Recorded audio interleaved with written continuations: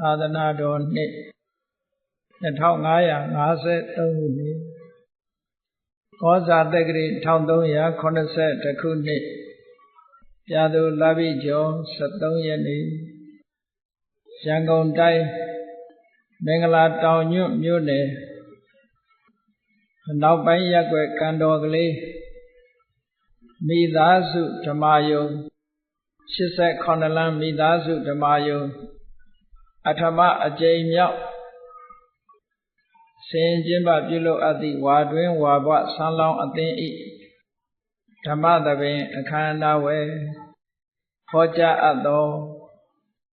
အကောင်းဆုံးချမ်းသာရအောင်ရှာ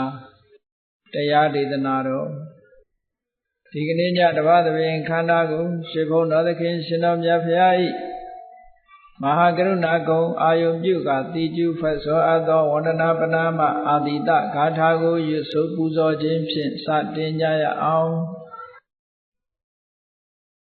ယောကပဂောတိဟိပိယပမေယံကာလံကရွန်တောတိဒုက္ခရာနိခေရံကတောလောကဟိတယာနာထောနမောမဟာကရုဏိကတတတ္တယောနာထောဝိနိယမြာစွာတတ္တဝါဤချမ်းသာစီးပွားလိုလားတောင်းတဂုံပေါင်းခါသဖြင့်နာထမြညာခြင်းရှင်တော်မြတ်ဖရာသည်ကပ္ပဂောတိဟိပိဂရေကဘာအရေးအတွက်သင်္ချာတို့ဖြင့်တော်လဲအဘယ်မယံရည်တွေတိုင်းတာဖော်ပြခြင်းငါမစွမ်းနိုင်ပါသောကာလံလေးအသင်ချေသိနေကဘာရှိကြသောကာလပတ်လုံးလောကဣတယတတ္တလောကဤအကျိုးစီးပွားအလုံးကအတိဒုက္ခရာနိယောသာတဲ့ခြေလက်အင်္ဂါမိတ္တကြီးမသမိတာနှင့်တထာဇနီဆွန်ခြင်းကြီးဟုကျတိထဝေ90အစုအလုံးခဲရင်တော်မူတို့ကိုကရွန်တော်ဖရာဖြစ်ရန်ဤတန်ကြိုးကုတ်အာထုတော်မူရသည်ဖြစ်၍ခေရန်လက်ချင်းမျက်လုံးအသက်ဆုံးလည်းရဲ့နှလုံးစိတ်ဝံကိုရောဤပင်မခြင်းတို့ကတောဘဝတဏ္ဏကျိန်ထွန်များစွာရောက်တော်မူခဲ့ရရှာလိပြီမဟာကရုဏီကတတ္တဝါများရင်ဝေသားကဲ့သို့တနာချစ်ခင်မဟာကရုဏာရှင်ဖြစ်တော်မူသောသာသနာတသဝိနည်းများစွာတတ္တဝါဤချမ်းသာစီးပွားလိုလားတောင်းတဂုံပေါင်းခါသဖြင့်နာထမြညာထိုးရှင်တော်မြတ်ဖရာအားနမောယုတိပြောင်းပြောမှန်ကိုလျော်၍ကရောယုကျိုးရှိခိုးခြင်းသည်အထုဘဝတုစင်စစ်မသွေဖြစ်ပါစေတည်း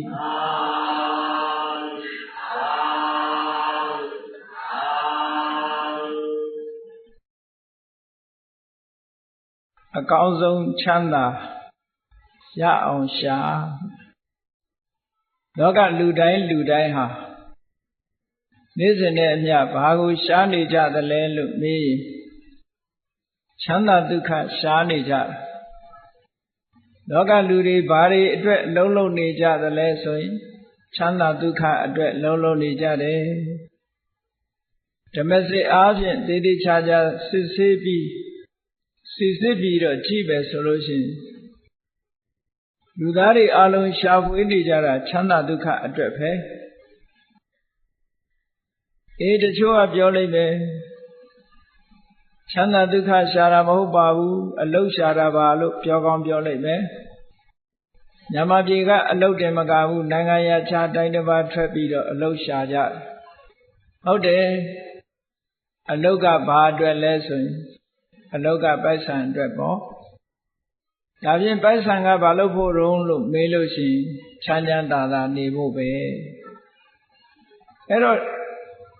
ဓမ္မစစ်အားဖြင့်ပြောမယ်ဆိုရင်လူတွေနေ့စဉ်နဲ့အမျှရှားဝေလောက်ကင်နေကြတာဘာလဲလို့ဆိုရင်ချမ်းသာဒုက္ခကိုရှားနေကြတယ်ဒါဖြင့်လူတွေချမ်းသာဒုက္ခရှားနေတဲ့ချမ်းသာဒုက္ခကဘယ်လိုချမ်းသာမျိုးလဲဘုန်းကြီးတို့တွေကိုရရှိခံစားနေကြတဲ့ချမ်းသာဒုက္ခ အမတ်တမဲ့မနေဘဲနဲ့စစ်ဆေးကြည့်တဲ့နေချမ်းသာဒုက္ခဆိုတာအကျမ်းပြအားဖြင့်ပြောမယ်ဆိုလို့ရှိရင်ကာမဒုက္ခတဲ့ကာမဒုက္ခဆိုတာဘာပြောလဲမျက်စိကနှစ်သက်စရာအာယုံကြည့်ပြီးတော့စိတ်ထဲကဝမ်းသာကြည်နူးမှုတွေဖြစ်တာဒါကာမဒုက္ခနားကตาရတဲ့အတန်ကလေးတွေနားထောင်ပြီးတော့စိတ်ထဲကဝမ်းသာကြည်နူးမှုဖြစ်တာဒါကာမဒုက္ခဒီဝိုင်းတွေသွားပြီးနားထောင်ပြီးတော့ပြောနေကြဟိုဂျာမနီနိုင်ငံတခါတော့ကဇူလိုင်လမှာအဘိဓမ္မာသင်တန်းသွားပြီးတော့ပို့ချလို့ဘာလင်မြို့ကိုရောက်တယ်ဘာလင်မြို့ကိုအရှိနဲ့အနောက်ခြားကွယ်ထားတဲ့ဒရိုင်းကြီးဖြိုချထားပြီးအရှိဘာလင်အနောက်ဘာလင်ပေါင်းစပ်ပြီးတဲ့နောက်မှာဘာလင်မြို့လယ်မှာကြောက်တိုင်ကြီးတစ်ခုရှိတယ်ဥရောပနိုင်ငံအရရကနေပြီးတော့လူတွေဟာတန်းချီပြီးတော့ဘာလင်မြို့ကိုရောက်လာကြတန်းချီပြီးရောက်လာတဲ့ဘာလင်မြို့ကိုလာပြီးတော့ရောက်တဲ့လာကြတဲ့ပုဂ္ဂိုလ်တွေဟာဘာအတွက်လာကြတာတုံးလို့ဆိုတော့လပ်ပရိတ်ပွဲတော်တဲ့လပ်ပရိတ်ပွဲတော်ဆိုတာအာသာတင့်လျော်သလိုပြန်မယ်ဆိုလို့ရှိရင်ချစ်သူတို့ရဲ့ချီတက်ပွဲပေါ့အဲ့ဒီပရိတ်ဆိုတဲ့လပ်ပရိတ်ဆိုတဲ့ပွဲတော်ကိုလာရောက်ပြီးတော့ဘာလင်မျိုးကိုလာရောက်ပြီးတော့ပျော်ကြပါကြဘုန်းကြီးတို့စီဗိဓမာသင်္นานလာတက်တဲ့ဂျာမန်ဘုန်းကြီးတစ်ပါးကဆရာတော်ကိုပြရအောင်မယ်တဲ့အတွေ့အကြုံရအောင်သူ့အခန်းခေါ်ပြီးတော့ Lightcast တိုက်ရိုက်အသံလွှင့်ပေးနေတဲ့တယ်လီဗီရှင်းကိုဖွင့်ပြီးတော့ပြတယ်လက်ပရိတ်ပွဲဆင်နွှဲနေကြတဲ့လူတွေတန်ပေါင်းများစွာလမ်းပေါ်မှာမလုပ်နေကြတာတော့ဆိုဟိုးသချင်းဆိုကြပျော်ကြပါကြတီးကြကကြခုန်ကြဆိုတဲ့နေတဲ့လူတွေမဟုတ်ဘူးအဲ့ဒီပွဲကိုဆင်နွှဲပြီးတော့နေကြတာအဲ့တော့လောကလူတွေဟာကာမဒုက္ခလို့ခေါ်တဲ့မျက်စိကနှစ်သက်စရာအာယုန်တွေကြည့်ပြီးတော့ပျော်ရွှင်ချမ်းသာမှုရကြတယ်နားကလည်းနားထောင်ပြီးတော့ပျော်ရွှင်ချမ်းသာမှုတွေကိုရကြတယ်ဒီနှစ်ခုကတော့အများဆုံးပဲလို့ပြောအောင်သို့တော့တခြားချမ်းသာဒုက္ခရှားနေကြတာတွေရှိသေးတယ်ဘာတွေလဲမွေးကြိုင်တဲ့အနတ်တွေနဲ့ပျော်ရွှင်ချမ်းသာမှုကိုရှာကြတယ်ဒါကတော့ငြိမ်ငြိမ်သက်သက်ပဲမွေးကြတဲ့ခုနကလိုစူးစူးညံညံကတာခုံတာမရှိဘူးမွေးကြိုင်တဲ့အနတ်နဲ့ပျော်ရွှင်မှုချမ်းသာတာကတော့ချမ်းသာမှုကိုရှာတာကတော့သူလည်းပဲကြီးမားတဲ့ရှားကြမှုကြီးပဲဘာဖြစ်လို့တော့ဆိုလို့ရှိရင်ကဘာမှာလိုက်ပြီးတော့ကြည့်လိုက်အမွှေးနံ့သာထုတ်တဲ့ကုမ္ပဏီတွေဟာနဲတာမဟုတ်ဘူးအမွှေးနံ့သာထုတ်တဲ့ကုမ္ပဏီတွေနော်ရေမွေးတို့ပေါင်တာတို့ဆိုတဲ့စသဖြင့်အမွှေးနံ့သာထုတ်တဲ့ကုမ္ပဏီတွေဟာသိချမ်းသာနေကြဘာဖြစ်လို့လဲဆိုလို့ရှိရင်လူတွေကမွေးချင်မှုနဲ့ပျော်ရွှင်ချမ်းမြေ့မှုကိုရှာကြတာကိုဒါကြောင့်မို့လို့အမွှေးနံ့သာတွေထုတ်လို့ရောင်းချမှုဟာလည်းပဲအင်မတန်ကြီးမားတဲ့စီးပွားရေးလုပ်ငန်းကြီးဖြစ်လာလူတွေရဲ့ချမ်းသာဒုက္ခကိုဖန်တီးပေးတဲ့သဘောဒါရင်လားလို့ဆိုမကသေးဘူးအရသာရှိတဲ့အစာအာဟာရလေးတွေကိုစားပြီးတော့ပျော်ရွှင်မှုကိုရှာကြတယ်အိမ်တိုင်းမှာလည်းပဲမိဖို့ကြောင့်လေးတွေရှိတာလူတိုင်းလည်းချက်ကြပြုတ်ကြသို့တော်လည်းအိမ်တိုင်းမိဖို့ကြောင့်ရှိပေမဲ့လူတိုင်းချက်ပြုတ်စားပေမဲ့လို့နိုင်ငံတိုင်းမြို့တိုင်းမှာစားသောက်ဆိုင်ကြီးတွေကဟိမ့်နေအောင်ရှိဘာဖြစ်လို့လဲလျှာနဲ့ချမ်းသာမှုကိုရှားနေကြလို့ပဲလျှာနဲ့ချမ်းသာမှုကိုရှားကြတာလျှာမှုနဲ့ချမ်းသာမှုကိုရှားနေတဲ့ကာလပတ်လုံးလောကမှာ အမတန်ကြီးမားတဲ့စားသောက်ဆိုင်ကြီးတွေပေါ်ထွန်းနေဦးမှာပဲလူတွေရဲ့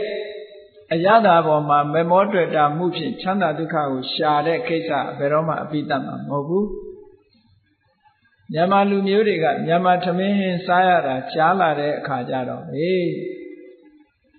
ကိုရီးယားချက်ကလေးတို့အရသာရှာကြတယ်နော် Chinese cuisine တရုတ်လက်ရာကိုရီးယား cuisine ကိုရီးယားလက်ရာအိန္ဒိယ cuisine နော်အိန္ဒိယလက်ရာအမျိုးမျိုးနဲ့စားတောက်ဖွယ်အမျိုးမျိုးတွေကိုမှာယူစားတောက်ပြီးတော့နေကြတာတဲ့ဒါလူတွေခံစားလို့ရတဲ့ချမ်းသာဒုက္ခတွေပဲကောင်းမွန်လာတဲ့ရတာတွေကိုခံစားရင်လူတွေဟာချမ်းသာဒုက္ခပျော်ရွှင်မှုကိုရရှိနေကြတယ်နောက်တစ်ခုကတော့အထီးအတွေ့လို့ဆိုတဲ့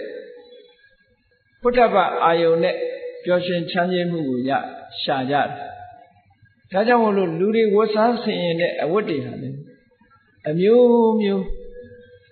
အထီးတွေ့ကောင်းတဲ့အဝတ်တွေအမတန်ခမ်းနားတဲ့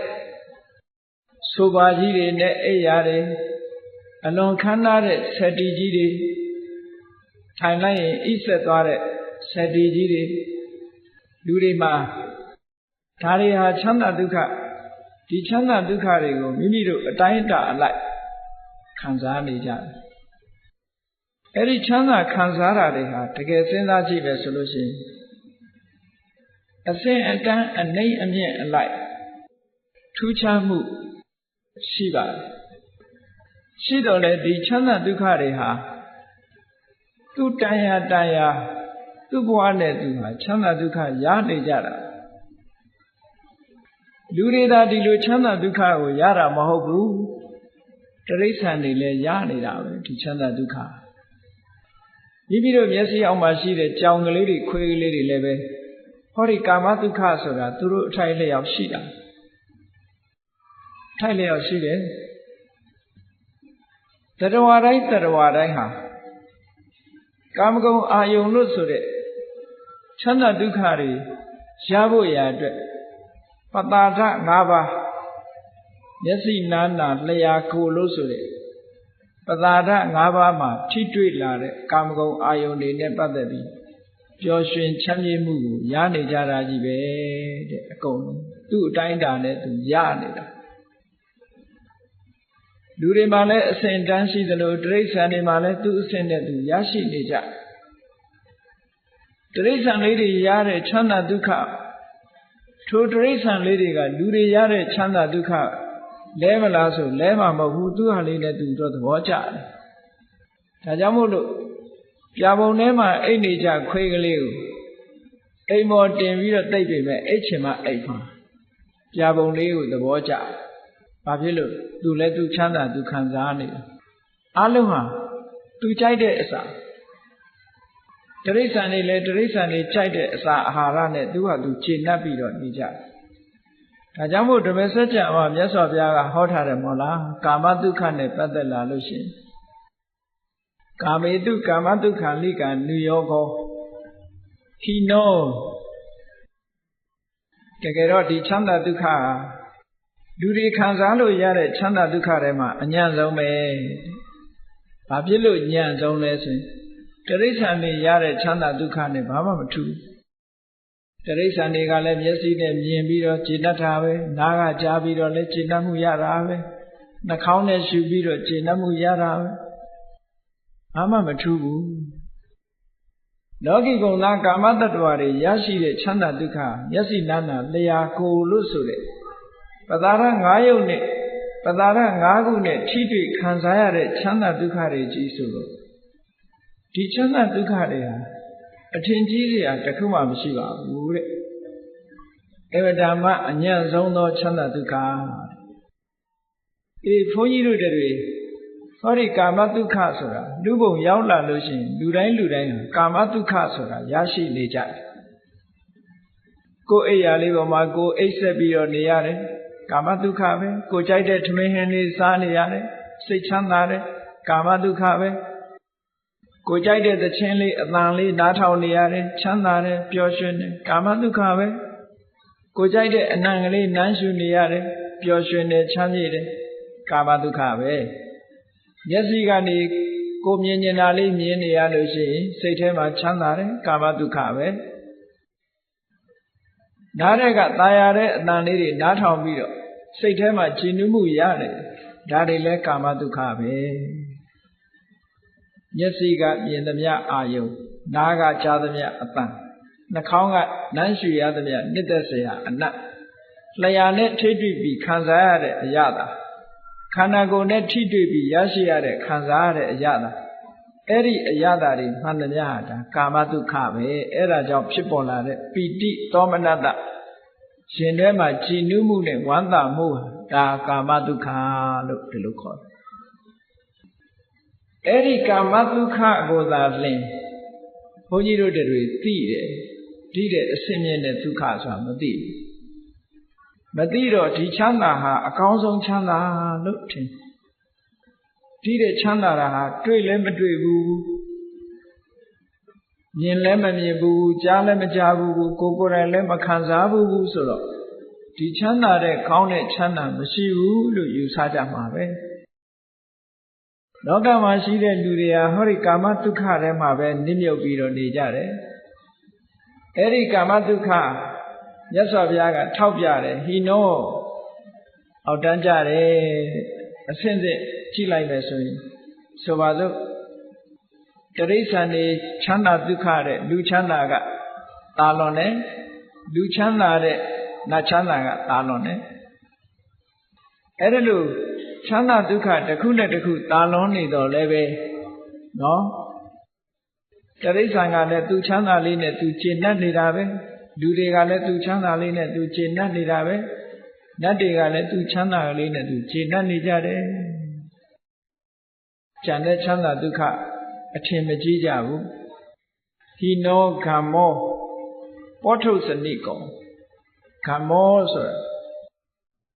လူသူအတိုင်းဝိုင်းနဲ့နေတဲ့မြို့တွေရွာတွေမှာအများစုနဲ့အိမ်တော်ရသားနဲ့နေကြတဲ့ပုဂ္ဂိုလ်တွေရဲ့ခံစားရတဲ့ချမ်းသာမျိုးပောထုစနိကောလူအများစုခံစားတဲ့ချမ်းသာဒုက္ခမျိုးအနာရိယောမြင့်မြတ်တဲ့ပုဂ္ဂိုလ်တွေခံစားတဲ့ဟာမျိုးမဟုတ်ဘူးတဲ့ဒါရင်လားလို့ဆိုတော့မကဘူးအနတ္ထတန်ဟိတောဒီကာမဂုဏ်အာယုံလို့ဆိုတဲ့ချမ်းသာဒုက္ခတွေပေါ်မှာမေ့မျောပြီးတော့နေမယ်ဆိုလို့ရှိရင်ထိုပုဂ္ဂိုလ်ဟာကာမဂုဏ်အာယုံတစ်ခုချမ်းသာဒုက္ခခံစားလို့သည်ဖြစ်ဖြစ်ဘာတွေလုပ်လဲကောင်းတာလည်းလုပ်တယ်မကောင်းတာလည်းလုပ်တယ်မကောင်းတာလုပ်မိသွားလို့ရှိရင်ထိုမကောင်းတဲ့ကံရဲ့အကျိုးကိုခံစားရသည့်အတွက်ကြောင့်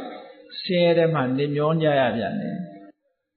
ချမ်းသာတစ်ခုအကြောင်းပြုပြီးတော့ကောင်းတာတွေကိုလုပ်တဲ့အခါမှာလည်းပဲဒီချမ်းသာတဲ့တာလွန်တဲ့ချမ်းသာကိုမတွေ့ဘူးဒီချမ်းသာထဲမှာပြန်ပြီးတော့နေမောနေတယ်တတ္တဝါတွေရဲ့ပုထုဇဉ်ပုဂ္ဂိုလ်တွေရဲ့ဘုံဘဝသိရှိနားလည်ကြတဲ့ချမ်းသာဒုက္ခဒီကာမဒုက္ခပဲဒီထဲကနေရှေ့ပြီးတော့တိုးတက်သွားအောင်ဒုက္ခတစ်မျိုးကိုရှာဖွေတွေ့ရှိခြင်းကမစွမ်းနိုင်ကြဘူးဒီထဲမှာပဲနေမျောနေကြတယ်ဒါပြောတာနော်ဒါဖြင့်ကာမဒုက္ခတဲ့ချမ်းသာဒုက္ခမျိုးရှိသလားလို့ဆိုတော့ရှိတယ်အဲ့ဒီချမ်းသာကဘာချမ်းသာလို့ခေါ်လဲဆိုရင်နိက္ခမ္မဒုက္ခတဲ့နိက္ခမ္မဒုက္ခဆိုတာမျက်စိနဲ့မြင်ပြီးတော့စိတ်ချမ်းသာမှုကိုယူတာလည်းမဟုတ်ဘူးနားနဲ့အသံကိုနားထောင်ပြီးတော့စိတ်ချမ်းသာမှုကိုရယူတာမဟုတ်ဘူးနှာခေါင်းနဲ့နမ်းရှူပြီးတော့စိတ်ချမ်းသာမှုကိုရတာမဟုတ်ဘူးလျှာနဲ့လျက်ပြီးတော့စိတ်ချမ်းသာမှုကိုရတာလည်းမဟုတ်ဘူးခန္ဓာကိုယ်နဲ့ထိတွေ့ပြီးတဲ့နောက်မှာစိတ်ချမ်းသာမှုကိုရတာလည်းမဟုတ်ဘူးတဲ့အဲ့ဒီကာမဂုဏ်အာယုံလို့ဆိုတဲ့ဒီအာယုံတွေဟာအပူအပင်တွေနဲ့ရောထွေးပြီးတော့နေတဲ့ချမ်းသာဒုက္ခတွေဖြစ်လို့အခုတခဏချမ်းသာရင်တော်ကြာချမ်းသာခြင်းမှချမ်းသာတယ်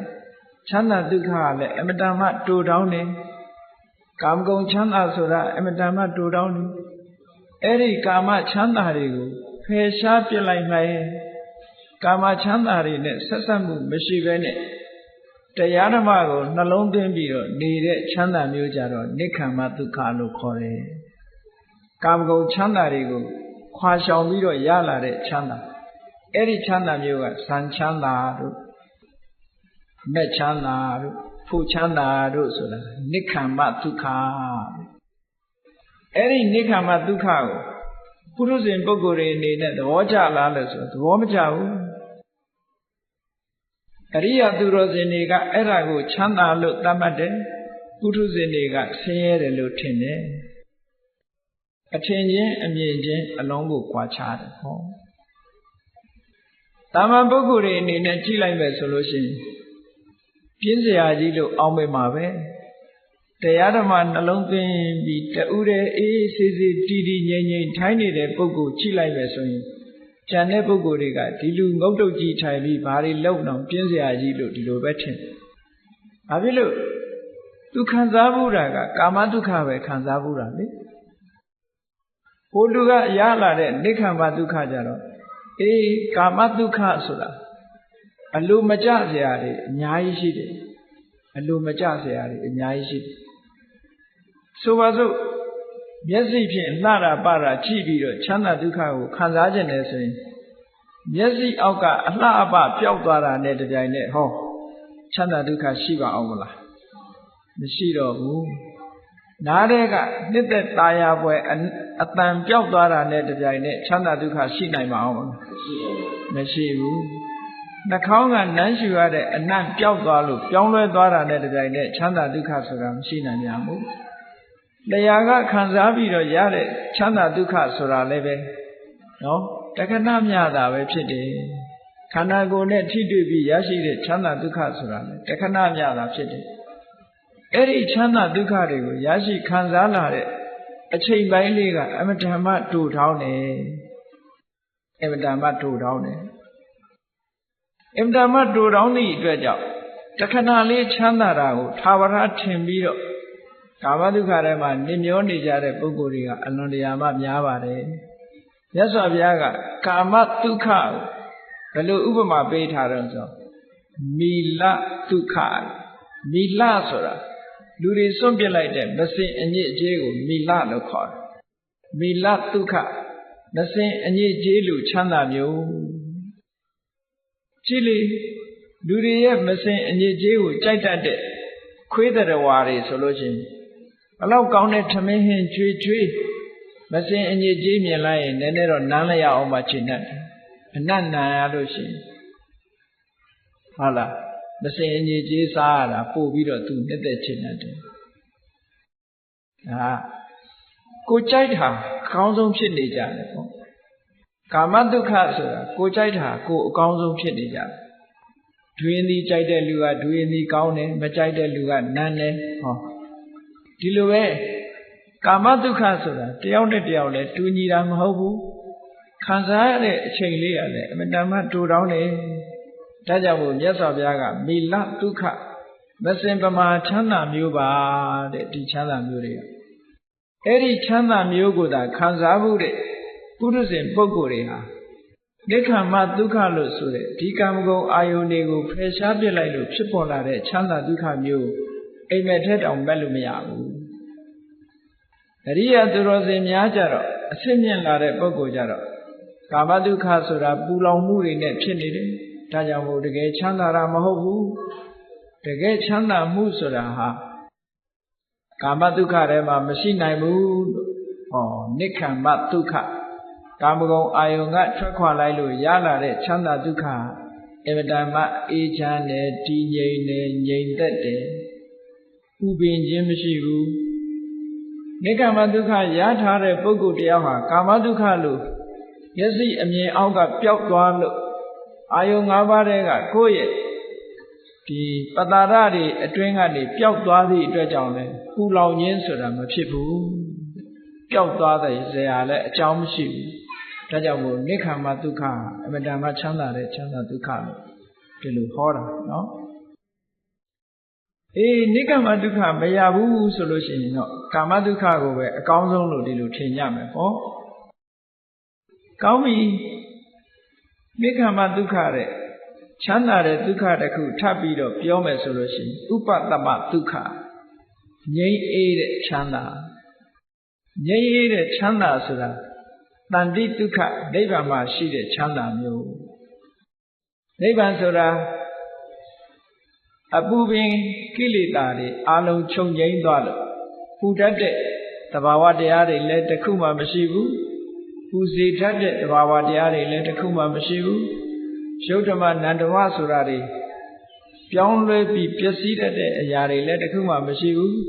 သာဝရငြိမ်းနေတဲ့အငြိမ့်တတ်ကြီးများတာဖြစ်တယ်အဲ့ဒီအငြိမ့်တတ်ဆိုတာကြတော့သာဝရချမ်းသာတဲ့ချမ်းသာပုရုဇဉ်ပုဂ္ဂိုလ်တွေအနေနဲ့သာဝရအငြိမ့်တတ်လို့ဆိုတဲ့ဥပတ္တမဒုက္ခနားလည်ဖို့အမတန်မှခက်တယ်ဘာဖြစ်လို့တော့ကိုယ်မှအတွေ့အကြုံမရှိတာဒီချမ်းသာမျိုးကိုမခံစားဘူးဆိုပါစို့ဒူရင်ဒီမစားဘူးသေးတဲ့ပုဂ္ဂိုလ်တယောက်ကိုဒူရင်ဒီဟာဘလို့ရတာရှိတယ်လို့တယောက်ကပြောပြမယ်ဘလို့ကောင်းတာဒူရင်ဒီရတာဘလို့ကောင်းတယ်စသဖြင့်ပြောပြလို့ချင်းဟိုတစ်ဖက်သားကကောင်းတယ်ဆိုတာတော့ तू မှတ်မိတယ်သို့တော်လည်းဘလို့ကောင်းမှန်းကို तू ကခံစားကြည့်ဘူးချင်းမရှိသည့်အတွက်ကြောင့်ဘလို့ကောင်းတယ်ဆိုတာသူ့ထဲမှာ तू တွေးမိမှာမဟုတ်ဘူးဒီလိုပဲနိဗ္ဗာန်ချမ်းသာကိုကိုယ်တိုင်မခံစားရသေးတဲ့ပုဂ္ဂိုလ်တွေနိဗ္ဗာန်ချမ်းသာတယ်ဆိုတာဘလို့ခံစားကြည့်မှသိမှာမဟုတ်ဘူးကောင်းပြီဒီလိုကာမဒုက္ခနိက္ခမဒုက္ခဥပတ္တမဒုက္ခလို့ဆိုတဲ့ချမ်းသာတွေဟာအကျဉ်းအားဖြင့်ပြောမယ်ဆိုလို့ရှိရင်ဒီသုံးမျိုးဟာအဆင့်ဆင့်တက်လာကာမဒုက္ခကိုဖယ်ရှားလိုက်တဲ့အခါမှာနိက္ခမဒုက္ခရတယ်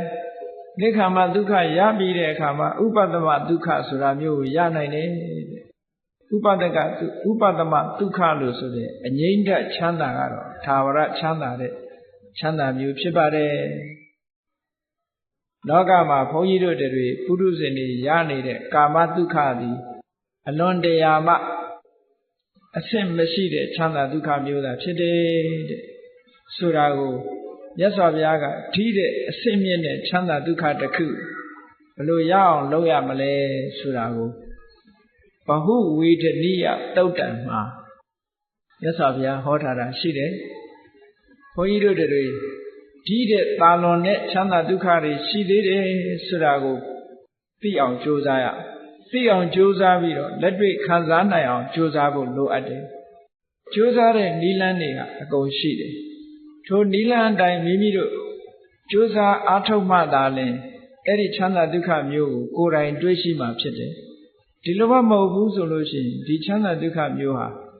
အပြောပဲကိုယ်တိုင်လည်းပဲတွေ့ရှိဖို့ဆိုတာမဖြစ်နိုင်ဘူးတဲ့ဒါကြောင့်မို့နိက္ခမဒုက္ခလို့ဆိုတဲ့ချမ်းသာတွေတဲကချမ်းသာတစ်ခုရဖို့ရအတွက်ဘာလုပ်ရမလဲနိက္ခမဒုက္ခဆိုတာပြောရင်ကာမဂုဏ်ချမ်းသာတွေနဲ့မဆက်ဆက်တဲ့ချမ်းသာမျိုးတစ်ခုပဲမျက်စိကမြင်ပြီးတော့ချမ်းသာတာမဟုတ်ဘူးနားကကြားပြီးတော့ချမ်းသာတာမဟုတ်ဘူးနှာခေါင်းဆိုတဲ့နှာခေါင်းနဲ့အနံ့ခံပြီးတော့ချမ်းသာတာမဟုတ်ဘူးလျှာနဲ့အရသာခံပြီးမှချမ်းသာတာမဟုတ်ဘူးခန္ဓာကိုယ်နဲ့ထိတွေ့ပြီးမှချမ်းသာတာမဟုတ်ဘူးစိတ်ကလေးတည်ငြိမ်အောင်လေ့ကျင့်ပြီးတော့တမာတိစွမ်းအားနဲ့စိတ်နဲ့အာယုန်နဲ့လေ့ကျင့်ပြီးတော့ရယူတဲ့ချမ်းသာဒုက္ခဟာဒီတဲ့အစပေါင်းမြောက်များစွာကောင်းမွန်တဲ့ချမ်းသာဒုက္ခတစ်ခုဖြစ်တယ်။ကဲအဲ့ဒီချမ်းသာဒုက္ခကိုရချင်ဘယ်လိုလေ့ကျင့်မလဲ။လောကလူတွေဟာနေ့စဉ်နဲ့မျှအလုပ်တွေလုပ်နေကြတာဟာကာမဒုက္ခခံစားဖို့ကြီးပဲလုပ်နေကြတာကြီးပဲ။ဒီချမ်းသာကနေထွက်သွားတဲ့ပုဂ္ဂိုလ်တယောက်မှမရှိဘူး။ပစ္စည်းဥစ္စာချမ်းသာတဲ့ပုဂ္ဂိုလ်ကလည်းကောင်းတဲ့ကောင်းတာဝယ်ပြီးတော့သုံးမယ်ကောင်းတဲ့ကောင်းတဲ့အစားအစာဝယ်စားမယ်ကောင်းတဲ့ကောင်းတဲ့နော်အတန်တွေရတဲ့ဟုတ်လားဂီတတန်တွေနားထောင်မယ်ကောင်းတဲ့ကောင်းတာတွေမြင်ရအောင်လုပ်မယ်ဒါပဲရှိတယ်ကြီးတဲ့ပို့ပြီးတော့ထွက်ပေါက်မရှာနိုင်ဘူးကောင်းပြီနိက္ခမဒုက္ခလို့ဆိုတဲ့အစစ်မြင့်တဲ့ချမ်းသာတစ်ခုကိုရှာကြည့်ကြရအောင်ဘယ်လိုနည်းနဲ့တွေ့နိုင်သလဲ ကာမဒုက္ခဆိုတာဒီဘက်ကန်းနဲ့အလားတရံတူတယ်ဟိုဘက်ကန်းရောက်ချင်တဲ့ပုဂ္ဂိုလ်ဒီဘက်ကန်းကိုစွန့်ရတယ်ဒီဘက်ကန်းကိုမခွာဘဲနဲ့ဟိုဘက်ကန်းကိုဘယ်နည်းနဲ့မှမရောက်ဘူးဒါကြောင့်မို့နိက္ခမဒုက္ခလို့ဆိုတဲ့ချမ်းသာတွေတဲကချမ်းသာတစ်ခုကိုရဖို့ရအတွက်ဘုန်းကြီးတို့တွေဘာလို့ရမိမိစိတ်ကလေးကိုအာယုံနဲ့လေ့ကျင့်ရမယ်ကဲလေ့ကျင့်ပုံလေ့ကျင့်နည်းလေးကိုမှတ်ကြရအလွယ်ဆုံးလေ့ကျင့်စရာအာယုံလေးတွေကိုယ်အနီးနားမှာရှိတယ်ကိုယ်အနီးနားမှာရှိတယ်ကတိုင်းရှုတယ်လို့ခေါ်တာပေါ့အဲ့ဒီကတိုင်းတွေက10မျိုးရှိတဲ့ထဲမှာလွယ်ကူတဲ့ကတိုင်းကလေးတွေတခုပြောရမယ်ဆိုလို့ရှိရင်အညိုရောင်ကတိုင်းနော်အညိုကိုအင်္ဂလိပ်လို blue လို့ပြန်တော့ဒီအပြာရောင်ကတိုင်းလို့လည်းဆိုနိုင်တယ်နီလပိတအဝါရောင်ကတိုင်းလောဟိတအနီရောင်ကတိုင်းဩရတအဖြူရောင်ကတိုင်းကောင်းပြီအဖြူရောင်ပေါ်မှာဘယ်လိုလေ့ကျင့်မလဲလို့ဆိုလို့ရှိရင်ဖြူရောင်ပေါ်မှာကတိုင်းရှုမယ်ဆိုလို့ရှိရင်ကိုယ့်ရဲ့စိတ်တည်ငြိမ်မှုအားနေတာမနေတာသို့မဟုတ်အတွေးလွန်တာရှိမရှိအဲ့ဒါနဲ့ညှိပြီးတဲ့အခါကျတော့မကြီးလွန်မသေးလွန်ကတိုင်းဝန်းလေးတစ်ခုကိုဖန်တီးရမယ်ခွေးဖြူနေတဲ့စက္ကူလေးတစ်ခုကိုဝိုင်းဆက်နေအောင်ကြိုက်ပြီးတော့ကိုယ်ရှိမှာနော်စက္ကူဖြူလေးကိုအဝိုင်းလေးကြိုက်ပြီးတဲ့အခါကျတော့ကိုယ်ရှိမှာအလွယ်တကူကြည့်လို့ရမယ့်နေရာလေးမှာထားရမယ်နောက်ခံကအဲ့ဒီအဖြူရောင်လေးပေါ်ပြီးတော့ထင်းလာအောင်အပြာနောက်ခံပဲဖြစ်စေအစိမ်းနောက်ခံပဲဖြစ်စေအနီနောက်ခံပဲဖြစ်စေနိုင်ခံလေးတစ်ခုထားအဲ့ဒီပေါ်မှာအဖြူဝိုင်းကလေးတင်ထားပြီးတဲ့အခါကျတော့မျက်စိဖွင့်ပြီးတော့ကိုယ်နဲ့မလန့်မကန်ရှိကလေးမှာမျက်ချထားပြီးတော့မျက်စိဖွင့်မျက်စိကိုမေးမေးလေးလည်းမထားရဘူးပြူးပြူးကြီးလည်းမထားရဘူးပဂတိကြီးတဲ့အနေထားလေးတိုင်ကိုမျက်စိအနေထားပုံမှန်လေးတိုင်ထားပြီးတော့အဲ့ဒီအဖြူရောင်လေးကိုစိုက်ကြည့်မယ်စိုက်ကြည့်ပြီးတဲ့အခါမှာကိုယ်စိတ်ထဲကနေပြီးတော့အဖြူဆိုတာလေးကိုစိတ်ထဲမှာထပ်တလဲလေးအဖြူနဲ့ကာလာလေးပေါ်မှာစိတ်ရောက်နေဖို့အမြဲတမ်းလိုတယ်ဒါအဖြူရောင်လို့စိတ်ထဲမှာမှတ်နေရမယ်ပေါ့အဲ့ဒါဩရတကတိုင်းရှုတယ်လို့ခေါ်တယ်ပေါ့နော်အဲ့လိုအဖြူနဲ့စိတ်ပြီးတော့စိုက်ပြီးတော့ကြည်နေပြီလူတိုင်းဒါလေ့ကျင့်လို့ရတာပဲမျက်စိနဲ့အာယုံနဲ့စိုက်ပြီးတော့လေ့ကျင့်တယ်တနာရီလောက်လေ့ကျင့်လိုက်မယ်သို့မဟုတ်နိုင်ဝက်လောက်လေ့ကျင့်လိုက်တယ်ဆိုလို့ရှိရင်မျက်စိထဲမှာအဲ့ဒီအဖြူဝိုင်းလေးဟာမျက်စိထဲမှာဆွဲသွားပြီဆိုလို့ရှိရင်မျက်လုံးလေးကိုမှိတ်ကြည့်လိုက်မျက်လုံးလေးကိုမှိတ်ထားလိုက်လဲဟောဒီမျက်စိထဲမှာလိုပဲစိတ်ထဲမှာအဖြူရောင်လေးကပေါ်နေတယ်စိတ်ထဲမှာပေါ်လာတဲ့အဖြူရောင်လေးကိုဥက္ကနမိတ်လို့ခေါ်တယ်စိတ်ထဲကမှတ်ထားလိုက်ပြီအဲ့ဒီအဖြူရောင်လေးကိုဥက္ကနမိတ်ဆိုတာစိတ်ကမှတ်ယူထားလိုက်တာခုနတုန်းကမျက်စိဖွင့်ကြည့်ပြီးတော့လေ့ကျင့်နေတာကပရိကမ္မနမိတ်လို့ခေါ်တယ်စတင်ပြီးတော့အလုံးလုံးနေတာစတင်ပြီးတော့အလုံးလုံးနေတဲ့အာယုန်နမိတ်ကလေးကိုစိတ်နဲ့မှတ်နေတာမှတ်မိသွားပြီဆိုရင်ဥက္ကနမိတ်လို့ခေါ်တယ်အဲ့ဒီဥက္ကနမိတ်ပေါ်မှာဆက်လက်ပြီးတော့တည်ငြိမ်နဲ့ဆက်ပြီးတော့ကြိုးစားသွားမယ်ဆိုလို့ရှိရင်အဲ့ဒီအဖြူရောင်လေးဟာတာမန်အနေထားတယ်မကတော့ပဲနဲ့ဖိတ်တောက်လာတဲ့ဖြူဆွတ်အယောင်လေးအဖြစ်ပြောင်းလဲပြီးတော့လာလိမ့်မယ်စိတ်ထဲမှာအဲ့ဒီဖြူဆွတ်အယောင်ကလေးပြောင်းလဲလာပြီ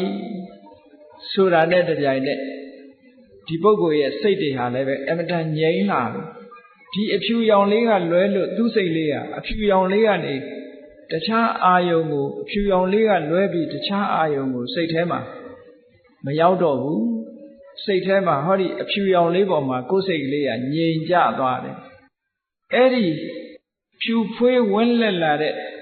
ဒီအာယုံလေးဟာပฏิဘာကနမိတ်လို့ခေါ်တယ်အဲ့ဒီပฏิဘာကနမိတ်လေးပေါ်မှာဆက်လက်ပြီးတော့လေ့ကျင့်လိုက်ပြီဆိုလို့ရှိရင် ကျန်တာတွေအလုံးကိုမေ့သွားပြီးတော့သူ့စိတ်လေးဟာအဖြူရောင်လေးကနေခွာမရတော့ဘူးစိတ်ကလေးကအဖြူရောင်လေးပေါ်မှာငြိမ်ကျသွားတဏှာကြီးလုံးလုံးနေမယ်2 နာရီထိုင်2 နာရီလုံးလုံးစိတ်ကလေးငြိမ်နေမယ်ကဲအဲ့ဒီချမ်းသာလေးတင်တာမန်ကြည့်အောင်အခုလိုစိတ်ကလေးဟာအဖြူရောင်လေးကနေပြီးတော့အဖြူအာယုံလေးနဲ့တင်လဲစိတ်ကလေးဟာငြိမ်နေပြီဆိုလို့ရှိရင်ခုနက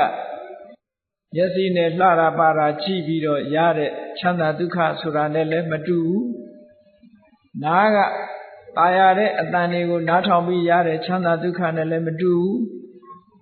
နှာခေါင်းကနမ်းရှူပြီးရတဲ့ချမ်းသာဒုက္ခတွေနဲ့လည်းမတူဘူးလျှာကစားတော့ပြီးရတဲ့ချမ်းသာဒုက္ခတွေနဲ့လည်းမတူဘူး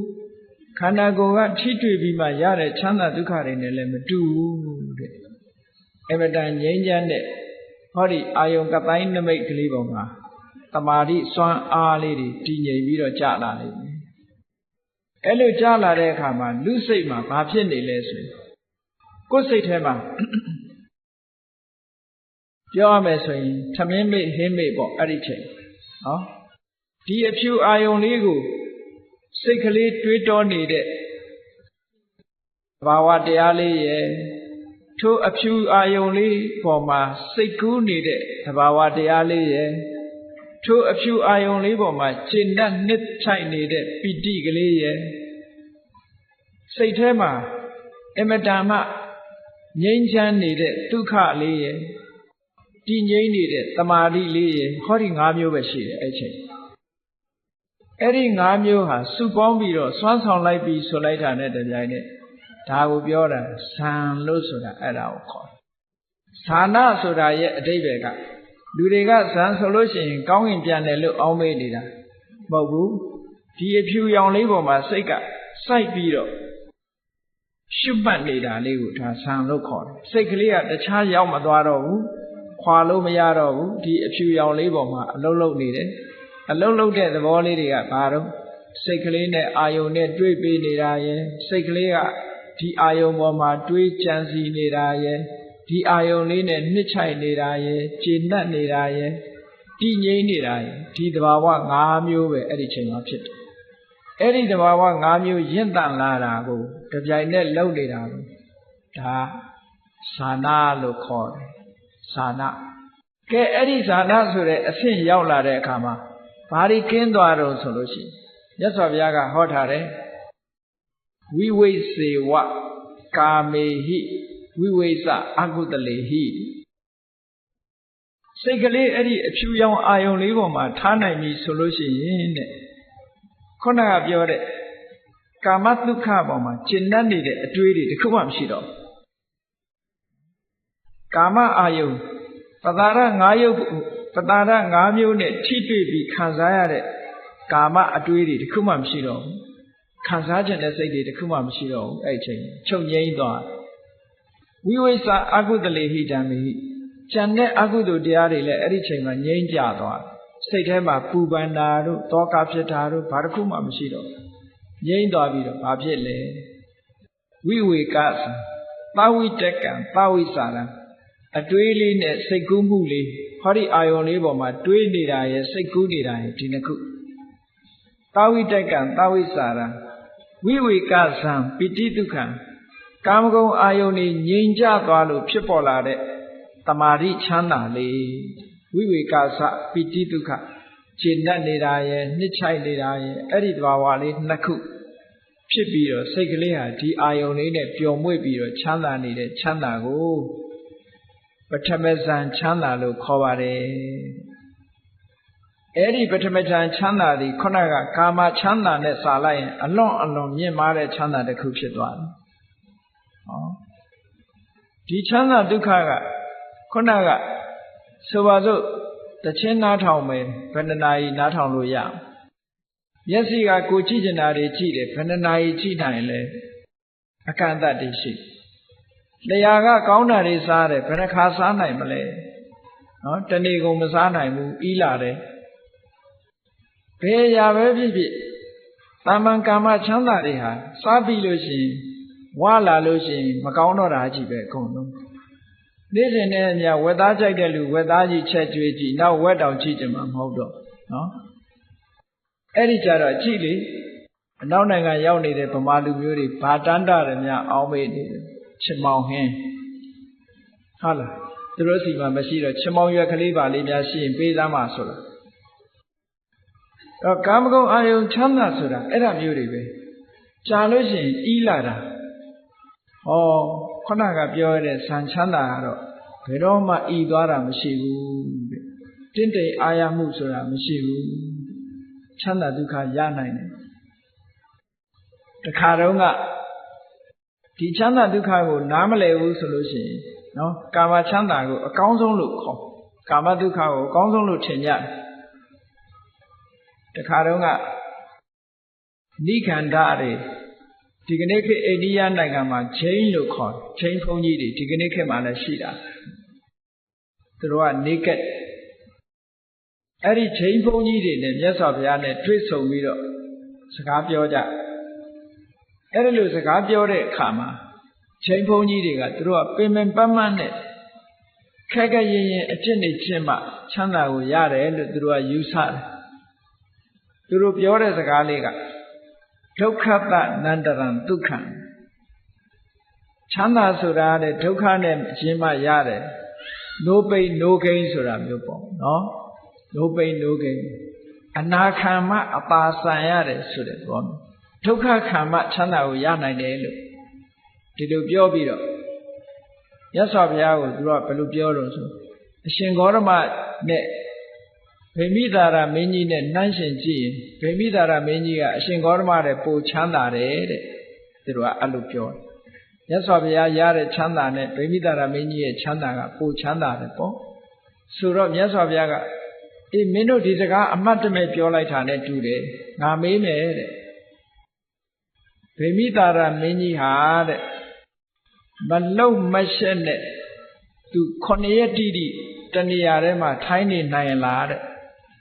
No one, Monsieur Mapion, Malo Lene, Taniarema to tiny nine lads. Monday night, Cornea Mapione, no? Cornea Mapione, Conanai down Matine, Conanai Mapione, Conaminate on crackhead, Malo Monsieur tiny Musa. Yes, Abiaga Piore, Nagat the Mari Swan Arne, Malo Monsieur Cornea Letine, Dide Lepo, we are tiny, Loa Lo Shamu Mapuene. I don't do a Chanda. No, yes, I Chanda Muga, say to come Balalo Tailuyara, or say to come Loa Malam, Kaika Duka, Yauna Yana, Kaita Keras or Loa Mashi, say the Diga Duka, say Tega, say Mabalo, P. Yingui Lara Yusura Mashi, Kama Chanda Sura, P. Yingui Lada de, P. Yingui Murishi. Oh, a cubiore, Nika Matuka, Legend Vido, Yayu like Bisway, Pin Yingui Dara, Roma Mashi. Najamo, Patamazan Chandago, we Kasa, Piti to Card. Kamgo Ione, singing Dwadi Dredger. Kamgo Ione was Sono Lailu, Yashi Lade, Chanda Duka Muba, to the Pure, no? Eri Chanda Dukaga, Kamatuka, Savom Yazon Yate. David, how you do the regard, take out and lay deeper to Messan Chanda Soda. A council may look to take out and lay. How they would do the counter, she did it. A county will you say? Council Chanda will you visit. But Messan Chanda ma Macauna riga, Basidos. Conati, I only labor my train neither, say Kunida, Macau, Flushamuji to Kube. Say it, look Shamu little Kube. The iron labor man, tweet on nida, chancy nida, a few look, tweet nida, a few look. Say Tema Kunida, Taliku and look Shamuji be. Eddie look Shamuji ha. Oh, took out the new way. Edalu, do ye Chana Duka Swan Ahu, Nian Kajaro, Halole. Tamari Swan Ahu, Kona Ayumoma, Tamari Swan Arigo, Tapido, 2 million like a Kajaro. Tweeto Muri, Singing Muri, Seku Muri, Kolonia Saindwa. Yasaindwa Vio, Pardon Needles. Nichaichi knew needed Piti. Wanda needed Tuka, Tine needed Tamari. Eddie told you in it need. တမာတိစပိတိဒုက္ခစိတ်ကလေးကပိုပြီးတော့ငြိမ်ကြသွားအဲ့ဒီစိတ်ကလေးနားမှာဘာရှိတော့ဆိုနှစ်ချိုင်နေတဲ့ပိတိနဲ့ဝမ်းသာနေတဲ့ဒုက္ခဒါလေးပဲရှိတမာတိကြောင့်ရတဲ့ဒုတိယအဆင့်ချမ်းသာကခုနလိုတွေးတောကြံစည်နေရတာမပါသည့်အတွက်ကြောင့်ပိုပြီးတော့ငြိမ်သွားတယ်အဲ့ဒီချမ်းသာဒုက္ခကမှပိုချမ်းသာတာဒါဒုတိယဆံချမ်းသာလို့ခေါ်တယ်ဒါဖြင့်ဒီဒုတိယဆံချမ်းသာဟာအကောင်းဆုံးလားလို့ဆိုဘယ်ဟုတ်မလဲသူ့တဲ့ကောင်းတာရှိသေးတယ်သူ့တဲ့ကောင်းတာရှိရင်ဘာလို့ဆိုဒီအာယုံလေးပေါ်မှာနှစ်ချိုက်နေတယ်ဆိုတာစိတ်ထဲမှာဖိုလိုက်ဖြစ်စဉ်းစားကြည့်လေပီတိဖြစ်ဘူးတဲ့လူတွေရှိလိမ့်မယ်ပီတိဖြစ်တယ်ဆိုတာစိတ်ငြိမ်သက်မှုမှမဟုတ်ပဲစိတ်ရဲ့လှုပ်ရှားမှုကလေးတစ်ခုဖြစ်နေတယ်ဒါကြောင့်ဒီပီတိကို तू မလိုချင်ဘူးပီတိရဲ့အပြစ်တွေမြင်လာတယ်ဒုက္ခလို့ဆိုတဲ့ဒီပီတိရဲ့အပြစ်တွေကိုမြင်လာတဲ့အခါကျတော့ तू ကဗာနဲ့ယတ္တိကိုကြိုးစားလာတယ်တမာတိစွမ်းအားတွေမြင့်လိုက်တဲ့အခါကျတော့ပီတိဆိုတာမလာတော့ပဲနဲ့ဝမ်းသာခြေနှက်နေတာလေးရဲ့တည်ငြိမ်နေတာလေးရဲ့နှစ်ခုတည်းနဲ့နေအဲ့ဒီချမ်းသာကိုတော့တတ္တိယဆံချမ်းသာလို့ခေါ်တယ်ပီတိဆိုတဲ့လှုပ်ရှားမှုတစ်ခုဖယ်ရှားပလိုက်တယ်ဖယ်ရှားပြလိုက်သည့်အတွက်ကြောင့်လှုပ်ရှားမှုကင်းပြီးတော့ငြိမ်သက်အေးချမ်းတဲ့ချမ်းသာဒုက္ခသူရသွားတယ်ဟောအဆင့်ပိုမြင့်သွားဒါဖြင့်သူကတွေးမိလိမ့်မယ်ဒီတတ္တိယဆံချမ်းသာဟာအကောင်းဆုံးလားမဟုတ်သေးဘူးတဲ့ဒီတဲ့ချမ်းသာတာရှိသေးတယ်ဒီတဲ့ချမ်းသာတာကခုနကအဖြူအာယုံလေးပေါ်မှာအဖြူကတိုင်းလေးပေါ်မှာပဲဆက်ပြီးတော့လေ့ကျင့်တော့ဒုက္ခဆိုတဲ့ဝမ်းသာကြည်နူးနေမှုသည်စိတ်ရဲ့လှုပ်ရှားမှုတစ်ခုဖြစ်တယ်ဒုက္ခဆိုတာစိတ်ရဲ့အနာရောဂါတစ်မျိုးဖြစ်တယ်ဒါကြောင့်မလိုချင်ဘူးဒုက္ခလည်းမလိုချင်ဘူးဒုက္ခလည်းမလိုချင်ဘူးဝမ်းသာတာလည်းမလိုချင်ဘူးဝမ်းနေတာလည်းမလိုချင်ဘူးအားလုံးကိုဖယ်ရှားပြလိုက်အားလုံးဖယ်ရှားပြလိုက်တဲ့အခါကျတော့ခံစားမှုမထင်ရှားတဲ့တည်ငြိမ်မှုလေးရဲ့အာယုံတစ်ခုတည်းပေါ်မှာစွဲပြီးတော့နေတဲ့တမာတိလေးရဲ့အဲ့ဒီနှစ်ခုတည်းနဲ့ခံစားမှုမထင်ရှားဘူးဆိုတာဥပိ္ပခာတည်ငြိမ်နေမှုကတမာတိဥပိ္ပခာနဲ့တမာတိဒီနှစ်ခုတည်းတည်းဆိုတော့ခံစားမှုတွေကမလာဘူးသည့်အတွက်ကြောင့်အဲ့ဒီအချိန်မှာသူ့ရဲ့ချမ်းသာဒုက္ခဟာအငြိမ်ဆုံးချမ်းသာဒုက္ခဖြစ်သွားတယ်။ဘာမှလှုပ်ရှားမှုမရှိတော့အဲ့ဒီအချိန်မှာဆိုလို့ရှိရင်လူရဲ့အသက်ရှူမှုတောင်ရပ်တန့်သွားတယ်။ရပ်သွားပြီမဲ့လို့အသက်မရှူလို့သေမှာမဟုတ်ဘူးပို့ပြီးတော့ငြိမ်ချမ်းသွားတယ်သူက။နော်ဆရာဝန်တွေကတော့ပြောလိုက်ပဲအသက်မရှူဘဲနဲ့လူတယောက်ဟာမနေနိုင်ဘူးလို့ပြောကောင်းပြောလိုက်မယ်။နော်သို့တော့အဲ့ဒီစရုဒ္ဓဆံဝင်စားလိုက်လို့ချမ်းသာဒုက္ခရသွားတဲ့ပုဂ္ဂိုလ်ဟာအသက်မရှိတော့ဘူးအသက်မရှိဘဲနဲ့ငြိမ်းချမ်းနေတဲ့ငြိမ်းချမ်းမှုမျိုးကိုသူကခံစားရတယ်အဲ့ဒီချမ်းသာဒုက္ခကပို့ပြီးတော့မြတ်ပါတယ်တဲ့ဟောဒီအဆင့်တွေဟာကြော်လွှားလိုက်တာနော်ပထမကတွေးတောမှုစိတ်ကူးမှုဆိုတာနှစ်ခုအနှောက်အယှက်သဘောထားပြီးတော့ဖယ်လိုက်တဲ့အခါကျေနပ်မှုဝမ်းသာမှုနှစ်ချိုက်မှုနဲ့ဝမ်းသာမှုတခါနှစ်ချိုက်မှုကိုမကြိုက်တဲ့သဘောနဲ့ဖယ်ရှားပြစ်လိုက်တဲ့အခါချမ်းသာဝမ်းသာမှုနဲ့တည်ငြိမ်မှုတခါဝမ်းသာမှုကိုမကျေနပ်လို့ဖယ်ရှားပြစ်လိုက်တဲ့အခါကျတော့ဝမ်းသာမှုမထင်ရှားတဲ့ခံစားမှုကလေးနဲ့တည်ငြိမ်မှုနှစ်ခုတည်းတင်ကြတော့စိတ်ဟာအငြိမ်ဆုံးအဆင့်ကိုရောက်သွားပြီအဲ့ဒီအဆင့်ရောက်သွားတဲ့တမာတိစွမ်းအားနဲ့ဒီလိုတမာတိစွမ်းအားရထားတဲ့ပုဂ္ဂိုလ်တယောက်ဟာကောင်းကင်ပြန်ရင်လည်းပြန်လို့ရသွားပြီနော်မြေရှိုးခြင်းလည်းရှိုးလို့ရသွားပြီအဘိညာဉ်တွေဖန်ဆင်းလို့ရသွားပြီအဲ့ဒီအဆင့်ကြတော့ဒါဖြင့်ကောင်းပြီကောင်းကင်ပြန်တယ်ဆိုတာဘယ်လိုလုပ်ပြန်ရလဲသူကလည်းစီကံစနစ်နဲ့လုပ်ရ systematically ပေါ့တကယ်ကိုစနစ်တကျလုပ်မှပြန်လို့ရတယ်အနုဘဆိုပြန်လို့မရဘူးနော်မြေရှိုးခြင်းလည်းရှိုးခြင်းတိုင်းရှိုးလို့မရဘူးဆိုပါစို့မြေရှိုးခြင်းတယ်ဆိုလို့ရှိရင်ဒီတိုင်းကောက်ရှိုးပဲရမှာတော့မြေကြီးကအမာကြီးပဲဘယ်လိုလုပ်ရှိုးမရဘယ်လိုလုပ်ရတော့လို့ဆိုလို့ရှိရင်သူက supernormal power supernatural မဟုတ်ဘူး supernormal power တဘာဝကိုဆန့်ကျင်ပြီးတော့လုပ်လို့မရဘူးဥပမာပဲဒီစတိတ်ခုံကြီးကိုဖောက်ပြီးတော့အောက်ဆင်းနေတယ်ဆိုရင်မလုပ်ရမလဲလို့ဆိုလို့ရှိရင် ကိုသွားလောက်တဲ့အတိုင်းအတာတစ်ခုအရာဒီအပေါက်ကြီးဖြစ်အောင်စိတ်ထဲကဖန်တီးရဟာအပေါက်ကြီးဖြစ်သွားပြီလို့သူစိတ်ကူးလိုက်တာနဲ့တပြိုင်နက်သူသွားမဲ့လမ်းကြောင်းကြီးကအပေါက်ကြီးဖြစ်သွားကြံတဲ့လူတွေကတော့အပေါက်မဟုတ်ဘူးမြေကြီးတဲ့ရှိုးကျင်တယ်ဆိုရင်လည်းသူသွားမဲ့လမ်းကြောင်းကိုသူကရှင်းလိုက်တယ်မြေလိုင်ကောင်းကြီးဖြစ်သွားအောင်သူလှုပ်လိုက်စိတ်ထဲကနေဟာမြေလိုင်ကောင်းကြီးလို့ပြောလိုက်တာနဲ့ဟိုသူ့အဖို့မှာမြေလိုင်ကောင်းကြီးဖြစ်သွားဝင်သွားတာအဲ့ထဲဒီကလူတွေကတော့မြေရှိုးသွားတယ်လို့ပဲပြောသူ့အဖို့ကတော့အဲ့ဒါလိုင်ကောင်းနဲ့ဝင်သွားတာပဲအလွယ်တကူပဲကောင်းကင်ပြန်ကျင်တယ်ဆိုလည်းအရန်ပြန်လို့မရဘူးခန္ဓာကိုယ်ကြီးဆိုတာအလေးကြီးဘယ်လိုလုပ်ပြန်လို့ရမှာတော့ထခုံလဲဘုံဝင်နဲ့ကြာမှာပေါ့ဘယ်လိုလုပ်ရမလဲအင်မတန်ပေါ်ပါတဲ့စိတ်ကလေးတဲကိုဟောဒီရုပ်ခန္ဓာကိုယ်ကြီးကိုပေါင်းထည့်ပေးလိုက်စိတ်သွားတဲ့ကိုပါဆိုတာအဲ့ဒါမှနော်စိတ်ကဟိုနာရောက်သွားတယ်လူကပါရောက်သွားပြီဒီမှာပျောက်ဟိုရောက်အဲ့ဒါမှစိတ်သွားတိုင်းကိုပါဖြစ်တယ်စိတ်แท้ကိုရုပ်ခန္ဓာကိုထည့်ပေးလိုက်တယ်ထည့်ပေးလိုက်ရင်ဒီနာပြောက်ဟိုနာရောက်ဟောအဲ့ဒီဟာမျိုးဖြစ်တယ်သို့မဟုတ်ငှက်လို့ကောင်းငင်ကိုပြန်သွားခြင်းတယ်လမ်းလျှောက်ပြီးတော့သွားခြင်းတယ်ဆိုလို့ရှိရင်ကိုသွားမဲ့လမ်းကြောင်းကိုဖန်တီးရတယ်သူ့စိတ်ထဲမှာတော့ဒါလမ်းကြောင်းကြီးပဲအဲ့ဒီလမ်းကြောင်းကြီးပေါ်ကိုလမ်းလျှောက်သွားတယ်ဆိုတဲ့အတိတ်ပဲဒါဖြင့်ရေပြင်ပေါ်ဖြတ်ပြီးတော့မြေကြီးကိုဖြတ်ပြီးဟိုဘက်ကိုလမ်းလျှောက်သွားခြင်းတယ်ဆိုလို့ရှိရင်ဒီတိုင်းသွားလျှောက်လို့မရဘူးရေနစ်သွားမယ်ဘာလုပ်ရမလဲကိုလျှောက်မဲ့နေရာကိုလျှောက်လန်းဖန်တီးရမယ်ဟောရေပြင်ပေါ်မှာသူကလမ်းလို့ပြောလိုက်လို့ရှိရင်သူ့ဖို့မှာလမ်းကြီးဖြစ်သွားသူစိတ်ကူးလိုက်တာနဲ့ဖြစ်သွားတယ်အဲ့ဒီလမ်းပေါ်မှာသူလျှောက်သွားကြံတဲ့လူလျှောက်သွားမြုပ်မှာပဲဒီလိုသူက systematically လုပ်ရတာအေးမြေကြီးထဲမှာတောင်ကောင်းထဲမှာဘာတွေရှိသလဲလို့ကြည့်ချင်လို့ရှိရင်လေဒီတိုင်းကြီးသွားကြည့်မမြင်ရဘူး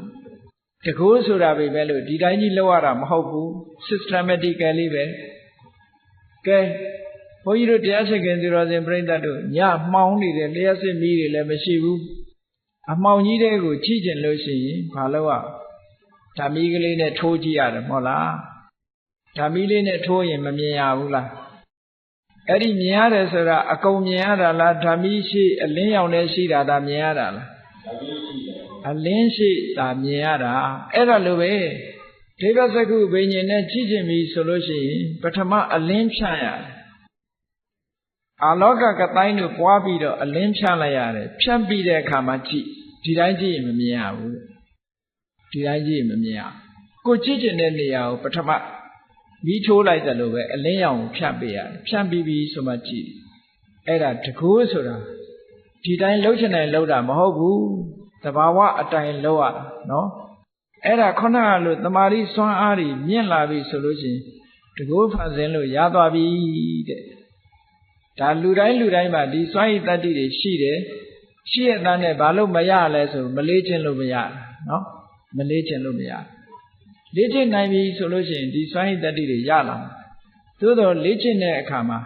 အသက်အရွယ်ကြီးတဲ့ပုဂ္ဂိုလ်တွေကြတော့ရာခိုင်နှုန်းတွေလျော့သွားပြီအသက်အရွယ်ကြီးတာကိုအကြောင်းပြုပြီးတော့ဓမ္မခံနိုင်တော့ဘူးအသက်အရွယ်ကြီးအသက်ငယ်တဲ့ပုဂ္ဂိုလ်ကလေ့ကျင့်ပို့ပြီးတော့မြန်မြန်ရနိုင်တယ်ကြာလုံနိုင်တာငယ်ရွယ်သူကကြာထိုင်နိုင်သည့်အတွက်ကြောင့်သူတို့ကြတော့အောင်မြင်နိုင်တယ်လို့ဒီလိုပြောတာနော်ကဲကောင်းပြီဒီစရုဒ္ဓဆံချမ်းသာဟာအမြင့်ဆုံးချမ်းသာလားလို့ဆိုတော့မဟုတ်ဘူးသူလည်းအကောင်းဆုံးမဟုတ်သေးဘူးဘာဖြစ်လို့အကောင်းဆုံးမဟုတ်တုံးဆိုလို့ရှိရင်သူကလည်းဒီအဖြူဝိုင်းကြီးနဲ့သူကကြည့်နေရသေးတာပဲအဖြူဝိုင်းကြီးကိုသူဖယ်ရှားပြလို့ရမှာမရတာမရသည့်အတွက်ကြောင့်သူကလည်းပဲဒီအဖြူဝိုင်းကြီးနဲ့ဆက်ဆက်ပြီးတော့တွေးနေရသည့်အတွက်ကြောင့်ချမ်းသာဒုက္ခလို့မဆိုနိုင်သေးဘူးတဲ့ဒါဖြင့်သူ့ရဲ့ချမ်းသာတာဖြစ်အောင်ဘယ်လိုလုပ်ရတော့ဆိုစိတ်ထဲကနေပြီးအဲ့ဒီအဖြူဝိုင်းကြီးကိုဖြောက်လိုက်ဩရတကတိုင်းဆိုတဲ့အဖြူကတိုင်းကြီးကိုစိတ်ထဲကနေဖြောက်လိုက်ရင်ဘာကြံတော့ဟာလာဟင်းလင်းကြီးကြံအဲ့ဒါကို space လို့ခေါ်တယ်အာကာသလို့ခေါ်တယ်နော်အဖြူဝိုင်းကြီးကိုစိတ်ထဲနဲ့ဖြောက်လိုက်တဲ့အခါကျတော့အဖြူနေရာမှာကွက်လက်ကြီးတစ်ခုကြံရစ်တယ်အဲ့ဒီကွက်လက်ကြီးကိုအနန္တအာကာသလို့နှလုံးသွင်းပြီးတော့ကြည့်လိုက်တယ်မျက်စိနဲ့ဆက်ဆက်တဲ့ရုပ်နဲ့ဆက်ဆက်တာတွေတစ်ခုမှအလိုမရှိနော် ကောင်းကင်ဆိုတာ space ဆိုတာဘာမှမရှိတဲ့အရာတစ်ခုဖြစ်သွားတယ်ကွက်လက်ကြီးအဲ့ဒီကွက်လက်ကြီးပေါ်မှာစိတ်ကိုငြိမ်အောင်လုပ်ပြီးတော့ထားလိုက်တာတဲ့ခုနကအဖြူဝိုင်းကိုမကြည့်တော့ဘဲနဲ့ကွက်လက်ကြီးနဲ့တင်ပဲသူကသွားလိုက်တာအဲ့ဒါကြတော့အာကာတနိစယတနာဆံလို့ခေါ်တဲ့အရူပဆံတစ်မျိုးကိုသူရသွားအဲ့ဒါကြတော့ပို့ပြီးတော့ချမ်းသာဒုက္ခပိုမြင့်နေတဲ့သူ့ရဲ့ချမ်းသာဒုက္ခကပိုမြင့်သွားတယ်ဒါဖြင့်သူအကောင်းဆုံးလားလို့ဆိုမဟုတ်ဘူးသူတဲ့ကောင်းတာရှိသေးတယ်သူတဲ့ကောင်းတဲ့ချမ်းသာဘာတော့ဆိုရင်အဲ့ဒီကွက်လက်ကြီးနဲ့အလုံးလုံးနေတဲ့စိတ်ကလေးကိုပြန်ပြီးတော့ရှုကွက်လက်ကြီးကိုမရှုတော့ဘဲနဲ့ကွက်လက်ကြီးကိုတိနေတဲ့စိတ်ကလေးကိုပြန်ရှုလိုက်တဲ့အခါကျတော့ကွက်လက်ကြီးကိုလည်းကြော်တက်သွားပြီးတော့ဒီအသိစိတ်ကလေးနဲ့စက်ကရပ်တည်လိုက်တဲ့အခါဒါကပို့ပြီးတော့ချမ်းသာသွားပြန်တယ်ဝိညာဉ်နိစ္စယတနာဆံလို့ခေါ်တယ်တခါဒါချမ်းသာဆုံးလားဆိုမဟုတ်ဘူးသူတဲ့ချမ်းသာတာရှိသေးတယ်တဲ့ဘာလဲလို့ဆိုရင်အေးခုနတော့ကကွက်လက်ကြီးဆိုတာလည်းမရှိတော့ဘူးနော်အသိစိတ်လေးဆိုတာလည်းကွက်လက်ကြီးပေါ်မှာအာယုံပြုတ်နေတဲ့အသိစိတ်လေးဆိုတာလည်းမရှိတော့ဘူးမရှိတာကိုအာယုံပြုတ်လိုက်တယ်ဘာမှမရှိတော့ဘူးဆိုသူ့စိတ်တဲ့အာယုံထဲမှာဘာမှကိုမကြံတော့ဘာမှမကြံတဲ့အာယုံပေါ်မှာစိတ်ကလေးတစ်ခုရပ်တည်နိုင်တယ်ဆိုတာလွယ်တဲ့ကိစ္စမဟုတ်ဘူးဘာမှမရှိတဲ့အပေါ်မှာစိတ်ကိုရပ်တည်ထားအောင်ကြိုးစားလိုက်တာအဲ့ဒါကြတော့အကိဉ္စဉ္ညာယတနာဆံလို့ခေါ်တယ်ဘုရားအလောင်းတောထွက်တုန်းကနီးယူပြီးတော့ကျင့်တဲ့အခါအဲ့ဒီအကိဉ္စဉ္ညာယတနာအဆင့်ကိုဘယ်သူရတော့ဆိုအာလာရကာလမဆိုရယတိကြီးကရောက်တယ်အဲ့ဒီတမာရီစွမ်းအားအာလာရကာလမဆိုရယတိကြီးကရခဲ့တယ်အဲ့ဒီနီးစနစ်တွေအတိုင်းကျင့်လိုက်တာအဲ့ဒီအဆင့်ရောက်သွားဘုရားလောင်းကလည်းအဲ့ဒီနီးစနစ်ကိုယူပြီးတော့ကျင့်တော့သူလည်းအောင်မြင်ပေါက်ရောက်သွားအေးအောင်မြင်ပေါက်ရောက်ဖို့အတွက်ဘာလိုအပ်တယ်လဲဆိုရင်နံပါတ်1တတ်တာယုံကြည်ချက်ရှိရမယ်နံပါတ်2ကြိုးပမ်းအားထုတ်မှုဝိရိယရှိရမယ်နံပါတ်4နံပါတ်3အသိပညာရှိရမယ်ဟောတတ်တာရဲ့ဝိရိယရဲ့ပညာရဲ့အဲ့ဒီ3ခုနဲ့စွမ်းဆောင်လိုက်မယ်ဆိုလို့ရှိရင်ဒီအဆင့်ကြီးရောက်သွားတယ်လို့ဒီလိုပြောကဲဒါဖြင့်အဲ့ဒီအဆင့်ဟာအကောင်းဆုံးချမ်းသာလားလို့ဆိုမဟုတ်ဘူးတဲ့အဲ့ဒီတည်းချမ်းသာတာတစ်ခုရှိသေးတယ်အဲ့ဒီတည်းချမ်းသာတာကြတော့ဘာတော့လို့ဆိုလို့ရှိရင်ခုနကအသိစိတ်ကလေးတွေဟာဘာမှမရှိတာတွေနဲ့ရပ်တည်နေတဲ့အသိစိတ်လေးကိုထပ်လျှော့ချပလိုက်တာအသိစိတ်ရှိတယ်လို့လည်းပြောလို့မရဘူးမရှိတော့ဘူးလို့လည်းပြောလို့မရတဲ့အဆင့်မျိုးဟုတ်လားဘယ်လိုပြောရမလို့ဆိုလို့ရှိရင်ရှိလည်းမရှိဘူးလည်းမဟုတ်ဘူးလို့ပြောတဲ့စကားဘာနဲ့ဥပမာတူတုံးဆိုလို့ရှိရင်ဟိုအိမ်ရှင်မတွေစီပလင်းကိုကြည့်လိုက်တဲ့အခါကျတော့စီကလေးတစ်စက်နှစ်စက်ကြာရင်ဘယ်လိုပြောတော့ဟဲ့စီကုန်းနေပြီစီမရှိတော့ဘူးလို့မပြောဘူးလားပြောတယ်ဒါပေမဲ့သွားကြည့်လိုက်ရင်အဲ့ဒီပလင်းစီကုန်းနေရင်ယူခဲ့စားထည့်မယ်ဆိုရင်ဟဲ့စီတွေရှိနေတယ်လို့မပြောပြန်ဘူးလားအိုက်ကြပြောတယ်စီတွေရှိနေတယ်လို့ပြောပြန်တယ်ခုနတုန်းကတော့စီကုန်းနေတယ်လို့ပြောတယ်စားထည့်မယ်ဆိုတဲ့အခါကျတော့စီတွေနဲ့လို့ပြောပြန်တယ်အဲ့ဒါလိုပဲမရှိဘူးရှိတဲ့ကားပေါ့နော်မရှိဘူးစိတ်ကလေးကမရှိတော့ဘူးလို့ပြောရလောက်အောင်တိမ်မွေ့သွားတယ်ဟောမရှိတော့ဘူးလို့ပြောရအောင်လုံးဝမရှိတော့တာလားလို့ဆိုတော့လုံးဝကြီးတော့လည်းမဟုတ်ဘူးနည်းနည်းလေးတော့ရှိသေးတယ်ပေါ့အဲ့ဒါကိုနေဝတင်ညာနာတင်ညာယတနာလို့စာပေကဆိုတာအသိစိတ်လေးဟာမရှိဘူးလို့လည်းပြောလို့ရတယ်လုံးဝမရှိဘူးကြီးလို့လည်းပြောလို့တော့မရဘူးလို့ဆိုတဲ့အနေအထားမျိုးလေးအဲ့ဒီအသိစိတ်လုံးဝကင်းသွားတဲ့အနေအထားမျိုးရောက်သွားပြီဆိုလို့ရှိရင်ချမ်းသာဒုက္ခဟာအလွန်ချမ်းသာတယ်။နိုင်ရှင်ပြီးတော့ပြောရမယ်ဆိုလို့ရှိရင်ဘုန်းကြီးတို့တွေအိပ်ပျော်နေတဲ့အခါနှစ်နှစ်ချိုက်ချိုက်ကြီးအိမ်မောကြပြီးတော့အိပ်ပျော်နေတဲ့အခါကျတော့ပြောရမယ်ဆိုလို့ရှိရင်ဟိုဒီအတန်ပလန်နေလည်းမကြားရဘူးမျက်စိကလည်းဘာမှမမြင်ရဘူးအသိစိတ်မရှိသလိုမဖြစ်ပေဘူးလားအိမ်မက်တွေလည်းမမက်ဘူးဆိုပါစို့ဟုတ်ကဲ့လားမမက်ဖဲနဲ့နေတဲ့အခါနှစ်နှစ်ချိုက်ချိုက်ကြီးအိပ်ပျော်ပြီးတော့သွားလို့နိုးလာတဲ့အခါဘာပြောတော့အိပ်ရတာကောင်းလိုက်တာလို့မပြောဘူးလားပြောတယ်ဘာသိလို့ကောင်းတာလဲအိပ်တယ်ဘာမှမသိဘူးအဲ့ဒါလိုပဲခုနနေဝတိညာနာတိညာရဏဆံရောက်သွားတဲ့အခါအသိစိတ်မရှိသလောက်တိမ်မွေ့သွားတာကိုကောင်းလိုက်တာလို့ပဲပြောရတဲ့ချမ်းသာဒုက္ခပဲဒါဖြင့်ဒီတဲ့ချမ်းသာဒုက္ခရှိသေးလားလို့ဆိုရှိသေးတယ် အသိစိတ်တွေလုံးဝချုပ်ငြိမ်းသွားတယ်ခံစားမှုတွေလုံးဝချုပ်ငြိမ်းသွားတဲ့နိရောဓသမပတ္တိဆိုတဲ့အဆင့်မျိုးကိုရောက်သွားလို့ရှိရင်တော့ဒါလုံးဝချမ်းသာသွားပြီလို့ပြောတယ်ဟောချမ်းသာဒုက္ခဆိုတာအဲ့ဒါလို့အဆင့်ဆင့်သွားတယ်ဘုန်းကြီးတို့တွေရရှိနေတဲ့ချမ်းသာဒုက္ခတွေကာမဒုက္ခလို့ဆိုတဲ့အနှိမ့်ဆုံးချမ်းသာဟုတ်တာအဟုတ်ကြီးထင်နေကြရတာဒီတဲ့အဆင့်မြင့်တဲ့ချမ်းသာတွေကအများကြီးပဲနော်အဆင့်မြင့်တဲ့ချမ်းသာတွေက6ခုတောင်ရှိတယ်ဘုန်းကြီးတို့တွေတက်မိတာလှေကားတစ်ထစ်ပဲရှိသေးတယ်နောက်ထပ်တက်ရအောင်ပါလေ6ထစ်အဲ့ဒီ6ထစ်ချမ်းသာဒုက္ခတွေကိုဘယ်သူမှမရကြဘူးပုထုဇဉ်တွေကဒီလိုဖြစ်တာပေါ့အကောင်းဆုံးချမ်းသာကိုရအောင်ရှာပါဆိုတာအခုနံပါတ်6ထိအောင်ဒါအကောင်းဆုံးချမ်းသာလို့ခေါ်တယ်ဒါဖြင့်ဒါကအသက်ရှင်နေတဲ့နံပါတ်9အကောင်းဆုံးချမ်းသာနောက်ဆုံးမှာနိဗ္ဗာန်ချမ်းသာဆိုတဲ့ချမ်းသာမျိုးကြတော့ဓာတွေတဲ့အစပေါင်းများစွာသာသွားပြန်တယ်အဲ့ဒီနေရာမှာမေးစရာရှိရှင်သာရိပုတ္တရာမထေရမြတ်ကပြောတယ်နိဗ္ဗာန်ဆိုတာသိချမ်းသာတယ်နိဗ္ဗာန်ဆိုတာသိချမ်းသာတာပဲနဲ့ပြောတော့ဥဒ္ဒယီဆိုတဲ့ယဟန်တစ်ပါးကနေပြီးပြောတယ်အရှင်ဘုရားတဲ့နိဗ္ဗာန်မှာခံစားမှုမရှိဘူးမဟုတ်လားတဲ့ခံစားမှုမရှိဘူးဆိုရင်ဘယ်လိုလုပ်ချမ်းသာတယ်လို့ပြောမှာတော့တဲ့ရှိလေအိပ်ပျော်နေတဲ့အချိန်မှာခံစားမှုမရှိဘူးမဟုတ်လားသို့တော့ချမ်းသာတယ်လို့ပြောကြတယ်လေအဲ့လိုပြောတော့ရှင်သာရိပုတ္တရာမထေရကဘာပြောတော့ဆိုအေးအဲ့ဒီချမ်းသာမှုခံစားမှုမရှိတာကိုကချမ်းသာတာလို့ပြောလိုက်တယ်